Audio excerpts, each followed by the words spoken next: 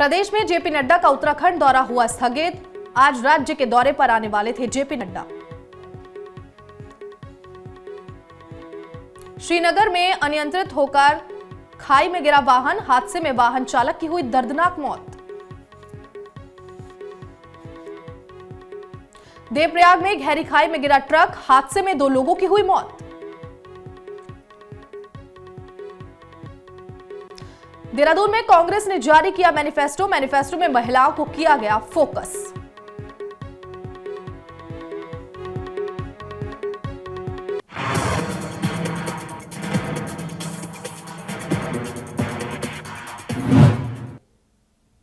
नमस्कार, मैं हूं आपके साथ नैना और आप देख रहे हैं न्यूज 31 उत्तराखंड। और अब वक्त हो चुका है उत्तराखंड बुलेटिन का। चंपावत जिले के टनकपुर में आज प्रशासन ने एसडीएम हिमांशु कफलतिया के नेतृत्व में देशी और अंग्रेजी शराब की दुकानों का निरीक्षण किया और दुकान में गड़बड़ी पाए जाने पर सख्त कार्रवाई करते हुए दुकान को सील कर दिया। बता दें कि जिले में एक अंग्रेजी शराब की दुकान से राजनीतिक पार्टियों को टोकन पर शराब उपलब्ध कराए जाने का मामला सामने आया है, जिसमें अब तक राजनीतिक पार्टियों के जरिए लाखों रुपए की शराब मतदाताओं तक पहुंचाई जा चुकी है, जिसको लेकर प्रशासन ने सख्त तेवर अपनाते हुए शराब की दुकान पर कोविड नियमों का पालन नहीं करने और आचार संहिता का उल्लंघन करने के आरोप में दुकान को सीज कर दिया है। वहीं मामले को लेकर एसडीएम ने भी दुकान में गड़बड़ी पाए जाने पर दुकान को सील करने की बात कही है।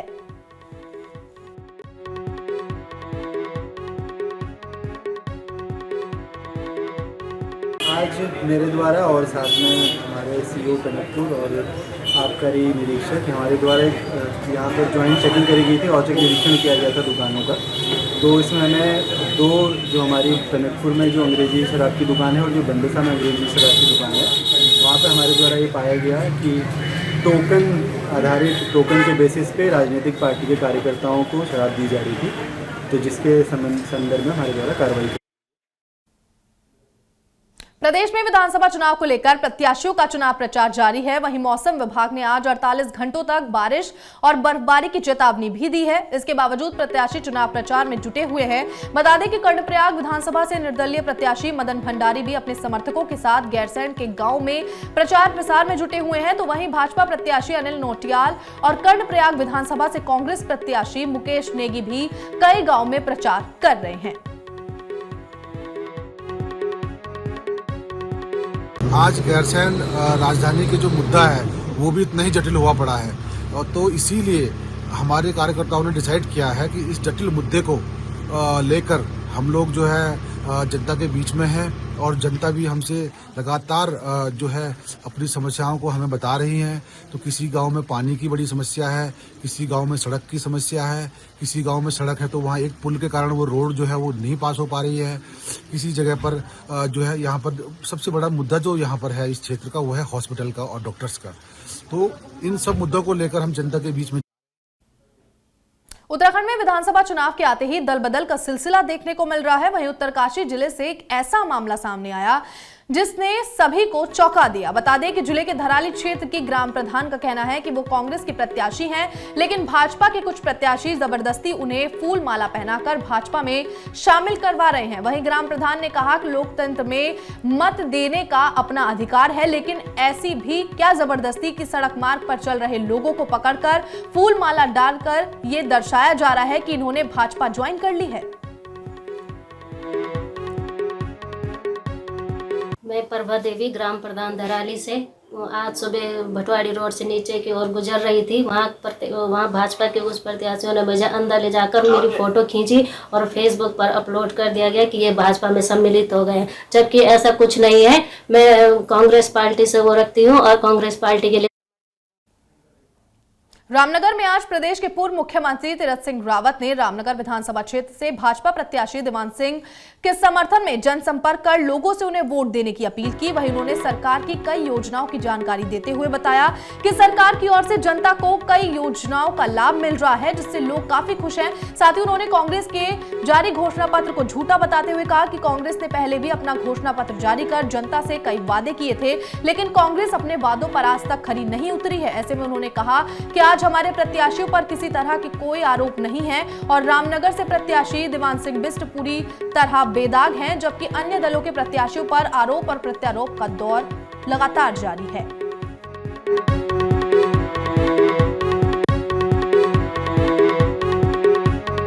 चुनाव आयोग ने जो गाइडलाइन दी है उस गाइडलाइन का हम 100% पालन करते हैं और उसी गाइडलाइन के अनुसार हम चुनाव प्रचार में हैं। जितनी संख्या उन्होंने बताई है उस संख्या का हम लोग पूरी तरह पालन करते हुए और जनता के बीच में जा रहे हैं।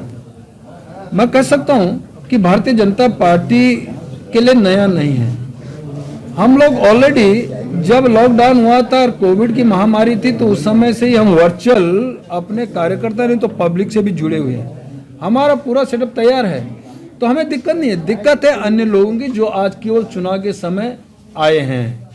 तो हम तो ऑलरेडी जब भी कोई दिक्कत है, कोई इस प्रकार की बातें हैं, तो उस समय भी हम लोग बैठे नहीं रहे, हम लोग वर्चुअल के माध्यम से लोगों के बीच में रहे हैं, जुड़े रहे। सर, कांग्रेस का घोषणा पत्र जारी हुआ है, उन्होंने पुलिस को और पहली बात तो यह है कि कांग्रेस के इस तरह के झूठे वादे, झूठी घोषणाओं से यदि लोग प्रभावित होते तो पिछली बार 11 पे नहीं अटकते। आम जनता अब जानती है कि कांग्रेस का कल्चर क्या है, उसका चरित्र क्या है। केवल जनता को झुठलाना, चुनाव में ये सब बातें बरगलाना, ये सब जनता जानती है। हम लोग विकास को लेकर आगे बढ़ रहे हैं। उत्तराखंड के पूर्व मुख्यमंत्री और पौड़ी लोकसभा क्षेत्र के सांसद तीरथ सिंह रावत ने गुरुवार को रामनगर पहुंचकर पार्टी प्रत्याशी दीवान सिंह बिष्ट के पक्ष में मुख्य बाजार व ग्रामीण क्षेत्रों में जनसंपर्क करते हुए पार्टी प्रत्याशी को जीत दिलाने की अपील की है। तो वहीं उन्होंने केंद्र व राज्य सरकार की कई कल्याणकारी योजनाओं की जानकारी भी देते हुए बताया कि आज प्रदेश की जनता सरकार की योजनाओं को लेकर खुश है। तो वहीं उन्होंने कहा कि जो कांग्रेस का घोषणा पत्र कल जारी हुआ है, उन्होंने उसको पूरी तरह झूठा करार देते हुए कहा कि कांग्रेस ने अभी तक जो भी पिछला भी घोषणा पत्र जारी किया था उसमें भी आज तक कितने वादे पूरे किए और जनता को भ्रमित करने का काम कर रही है। तो वहीं इन्होंने ये भी आरोप लगाया कि आज भाजपा प्रत्याशी हमारे बिल्कुल बेदाग छवि के हैं और रामनगर क्षेत्र में कई विकास कार्य ऐसे हैं जो ऐतिहासिक हैं। उन्होंने कहा कि आज अन्य दलों के प्रत्याशियों पर आरोप प्रत्यारोपों का दौर जारी है और जनता सब कुछ समझ चुकी है। तो वहीं उन्होंने 2022 में एक बार फिर उत्तराखंड में भाजपा की सरकार पूर्ण बहुमत के साथ स्थापित होने का भी दावा किया है। रामनगर से राजीव अग्रवाल के साथ कैमरामैन बंटी अरोड़ा, न्यूज। दिल्ली के डिप्टी स्पीकर राकेश बिरला ने बीते दिन आम आदमी पार्टी के काशीपुर और जसपुर विधानसभा के प्रत्याशियों के समर्थन में वोट मांगे। बता दें कि राकेश बिरला सबसे पहले जसपुर पहुंची, जहां उन्होंने आम आदमी पार्टी के प्रत्याशी डॉक्टर यूनुस चौधरी के पक्ष में लोगों से वोट देने की अपील की। इसके बाद काशीपुर पहुंची, जहां उन्होंने जनसभा को संबोधित कर कांग्रेस और बीजेपी पर जमकर हमला बोला और कहा कि भारतीय जनता पार्टी और कांग्रेस दोनों ही पार्टियों ने उत्तराखंड के निर्माण के बाद से राज्य को बारी बारी से लूटा है। साथ ही भाजपा के नेता चुनाव के बाद कांग्रेस में और कांग्रेस के नेता भाजपा में चले जाते हैं। वहीं उन्होंने कहा कि देवभूमि के लोग अब बदलाव का फैसला ले चुके हैं और इस बार चुनाव के नतीजे चौंकाने वाले होंगे। वहीं कई जगहों पर लोगों से बातचीत के दौरान पता लग रहा है कि तीसरा विकल्प के तौर पर आम आदमी पार्टी को मौका मिलना चाहिए, क्योंकि अब तक लोगों के पास कांग्रेस और बीजेपी के अलावा कोई विकल्प नहीं था।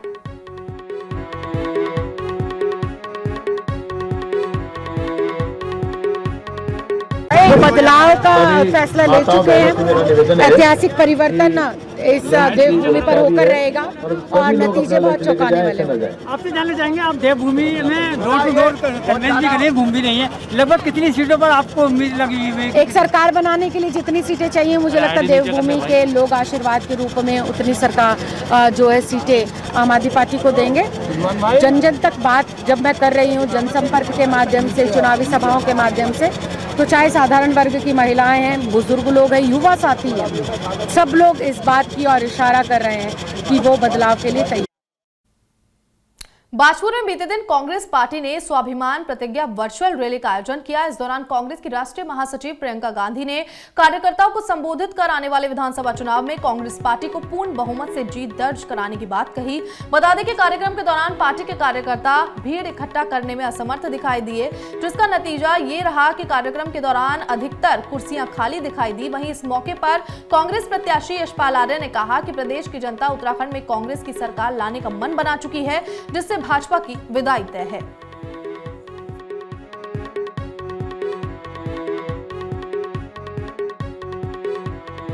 वर्चुअल रैली के माध्यम से हमारे नेता और अखिल भारतीय कांग्रेस कमेटी के महासचिव श्रीमती प्रियंका वाड्रा जी ने, प्रियंका गांधी जी ने उत्तराखंड के कार्यकर्ताओं को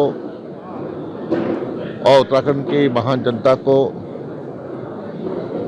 संबोधित किया और उन्हें जो भविष्य का जो हमारा रोड मैप है, जो हमारे प्रतिज्ञा पत्र जो आज यहाँ पर देहरादून में रिलीज किया गया है, उसमें जो हमारे मुख्य मुद्दे हैं, जो हमारे भविष्य के, जो हमारे 5 वर्ष के जो कार्यकाल में जो हम लोग करने जा रहे हैं, उसका उन्होंने विस्तृत रूप से पौड़ी जिले के सुंदरखाल गांव के लोगों ने परिसीमन की मांग को लेकर चुनाव बहिष्कार की घोषणा की, जिसको लेकर ग्रामीणों का कहना है कि उनके गांव से 15 किलोमीटर दूरी पर पोखरा ब्लॉक है और कुछ ही दूरी पर चौबट्टा खाल तहसील है, लेकिन उनको बिरोखाल तहसील और बिरोखाल ही ब्लॉक दिया गया है, जो कि उनके यहां से 50 से ज्यादा किलोमीटर दूर है, जिसके चलते उन्हें काफी परेशानियों का सामना करना पड़ता है। वहीं उनके जनप्रतिनिधियों के ब्लॉक और तहसील से दूर होने के कारण वो क्षेत्र में विकास के काम भी नहीं करवा पाते। बता दें कि मामले को लेकर ग्रामीणों ने पहले भी प्रशासन से परिसीमन की मांग की, लेकिन उनकी मांग को अनसुना कर दिया गया, जिस कारण ग्रामीणों ने उनकी मांग पूरी नहीं किए जाने पर विधानसभा चुनाव में वोट नहीं देने की घोषणा की है।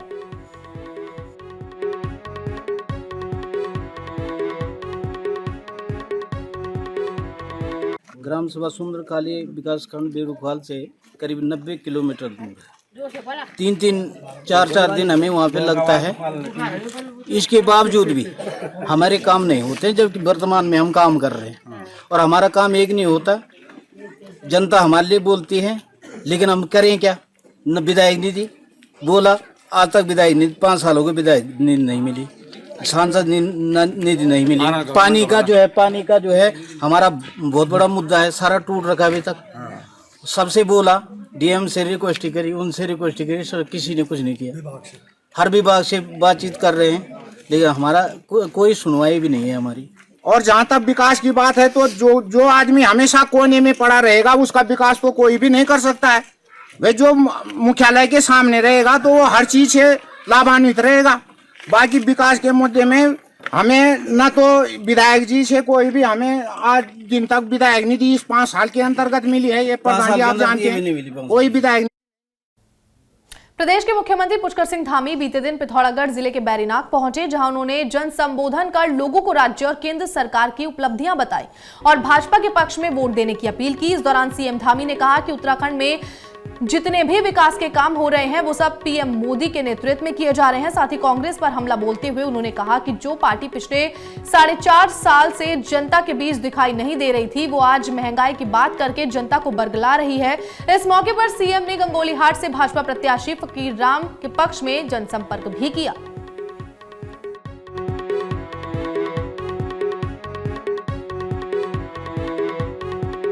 का काम किसी के नेतृत्व में हो रहा है तो हमारे देश के प्रधानमंत्री नरेंद्र मोदी जी के नेतृत्व में हो रहा है। भाइयों बहनों, आज हमारे सारे जितने भी देव स्थान है, उन सभी को चमकाने का काम, उन सभी को सौंदर्यीकरण का काम, उन सभी का विकास का काम अगर किसी के नेतृत्व में हो रहा है तो हमारे देश के प्रधानमंत्री नरेंद्र मोदी जी के नेतृत्व में हो रहा है। रायपुर विधानसभा से आम आदमी पार्टी के प्रत्याशी नवीन पिरसाली के चुनावी कार्यक्रम में बीते दिन भाजपा के कुछ कार्यकर्ताओं ने जबरन घुसकर पार्टी के झंडे फेंके और बीजेपी के झंडे लगाए, जिसके बाद वो कार्यालय में जबरन घुसकर गैलरी में जोर जोर से चिल्लाते हुए गाली गलौज भी करने लगे। बता दें कि भाजपा के कार्यकर्ताओं ने वहां पर मौजूद आम आदमी पार्टी के कार्यकर्ताओं के साथ धक्का मुक्की करते हुए बदसलूकी की और प्रत्याशी से हाथापाई भी की। वहीं इनमें से कुछ लोगों ने शराब पीकर उत्पात भी मचाया, जिसके बाद माहौल बिगड़ता देख आप प्रत्याशी ने पुलिस को बुलाया, लेकिन मौके पर पहुंची पुलिस ने उन्हें गिरफ्तार करने की बजाय वहां से भगा दिया। वहीं मामले की जानकारी देते हुए नवीन पिरसाली ने बताया कि लोगों के पास पूरी घटना का वीडियो मौजूद है, जिसमें बीजेपी के कार्यकर्ता बदसलूकी करते हुए साफ तौर पर देखे जा सकते हैं। साथ ही उन्होंने अपनी जान को खतरा बताते हुए पुलिस की सुरक्षा मुहैया कराने की मांग की और दोषियों पर कार्रवाई करने के लिए थाने में तहरीर के साथ बीजेपी प्रत्याशी के कार्यालय के बाहर प्रदर्शन करने की बात कही है।